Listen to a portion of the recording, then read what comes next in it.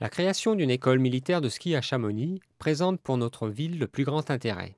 C'est par ces mots que le conseil municipal du 16 juin 1932 souscrivait à l'implantation de la première école mondiale de formation des cadres des troupes de montagne. 80 ans plus tard, la maison mère des troupes de montagne fête cet anniversaire.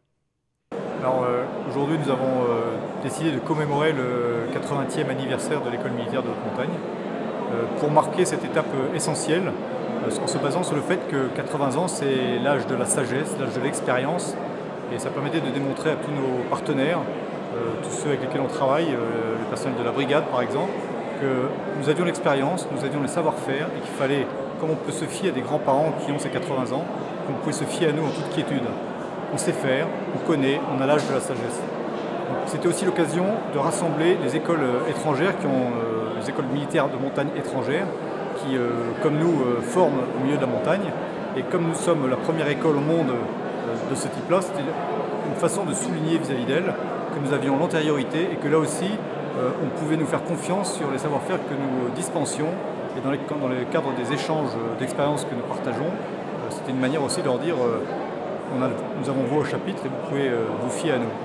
Ouais, l'alpinisme, c'est Chamonix. Hein, on doit avoir vu Chamonix. Et cette école militaire de haute montagne, là, on sent la tradition, on sent l'importance de cette école ici à Chamonix. Et moi, je suis très fier de pouvoir fêter cet anniversaire avec vous. C'est un honneur d'être là. Pour nous, c'est très important d'échanger des expériences, de l'instruction dans la haute montagne, le travail de haute montagne, parce que ouais, chaque école est un petit peu seule dans son pays, chaque école militaire de haute montagne, c'est un petit peu seule dans son pays, et comme ça, c'est très important de pouvoir comparer, de pouvoir apprendre des choses des autres pays. On a quand même 17 pays membres de cette International Association of Military Mountain Schools.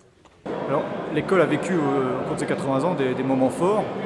Créée en 1932, très vite elle a été plongée dans la Deuxième Guerre mondiale, première étape qui a amené à la dissolution de l'EMHM qui est devenu le 199e bataillon de chasseurs de haute montagne et qui a participé notamment au combat au col du Midi. L'école a été recréée en 1945, le 15 juin 1945, et depuis l'école vit au rythme de la formation avec toutes les évolutions techniques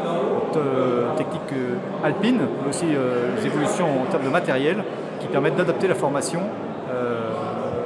aux besoins du moment. Dernière grande étape de la vie de l'école, c'est la création d'un bureau de formation tactique qui permet, en plus de compléter la formation était essentiellement jusque-là technique, et maintenant nous délivrons une formation tactique qui permet aux chefs de groupe, aux chefs de section et aux commandants d'unité d'appliquer tout leur savoir-faire en montagne. À l'issue de la cérémonie commémorative, le lieutenant-colonel Bourgeois est devenu le 27e chef de corps de l'école militaire de haute montagne.